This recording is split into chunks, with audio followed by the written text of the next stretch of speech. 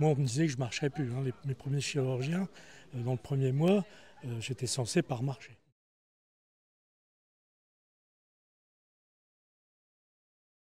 Donc, je m'appelle Gilles Evrard. J'ai été victime d'un grave accident de moto en 2021, octobre 2021. Et suite à cet accident, j'ai été ce qu'on appelle un patient polytraumatisé au centre Pasteur, où j'ai été hospitalisé au total 1 an et demi. Donc je suis resté alité pendant 5 mois. Donc alité, ça veut dire qu'on ne quitte pas son lit. Donc pendant un bon moment aussi, je ne pouvais pas manger tout seul. La toilette, tout ça, voilà, c'est très dur. Ouais. Donc, et je me suis battu avec l'aide de mes soignants au centre Pasteur. Et puis ben voilà, je suis debout et je mange tout seul. Je vais aux toilettes tout seul. Voilà, j'ai récupéré pratiquement 100% de mon autonomie. Voilà, donc je ne peux pas conduire. J'ai encore quelques séquelles, mais pour ça, j'ai récupéré l'autonomie. Ce qui est le plus dur pour un polytraumatisé, c'est ça, c'est la perte d'autonomie.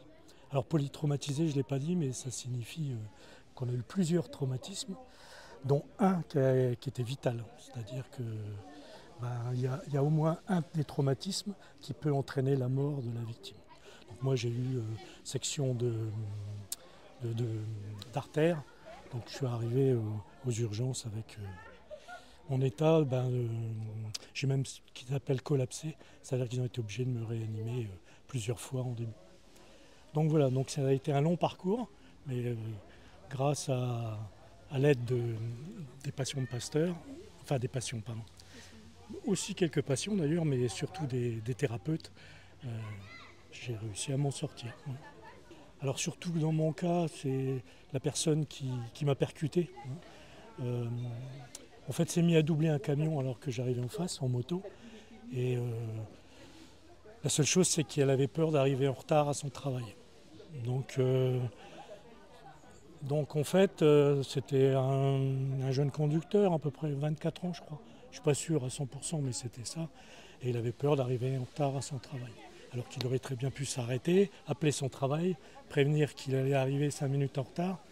Mais bon, voilà. Donc, et j'aime bien montrer que pour une fraction de seconde, en fait, pour pouvoir une bêtise, pas arriver en retard à son travail, on peut prendre la vie de quelqu'un déjà, et puis surtout lui changer toute sa vie. Puisque moi, j'étais proche de la retraite, hein, j'avais une soixantaine d'années. Il a fallu que je revoie tous mes objectifs de façon différente. Alors j'ai toujours plein d'objectifs, j'arrive à faire quand même plein de choses, mais il y a des choses que je ne pourrais jamais faire, qui faisaient partie de mes objectifs en tant que retraité. Je veux que tous les gens à qui je parle de ça soient bien conscients de ça. Que pour une fraction de seconde, pour une petite erreur, on fait tous des petites erreurs sur la route, mais une petite erreur, ça peut entraîner quand même des dégâts importants pour soi, mais aussi surtout pour les autres. En général, j'interviens à Pasteur, donc soit pour des victimes, c'est-à-dire des polytraumatisés, et leurs familles. Et mon rôle dans ce cas-là, c'est de leur redonner un espoir. Parce que bon, c'est dur, il faut savoir, quand vous êtes alité pendant plusieurs mois, c'est dur. Et de voir quelqu'un qui a été dans le même cas et qui s'en est sorti, qui l'explique, c'est bien pour les victimes, mais aussi pour la famille qui voit que c'est possible.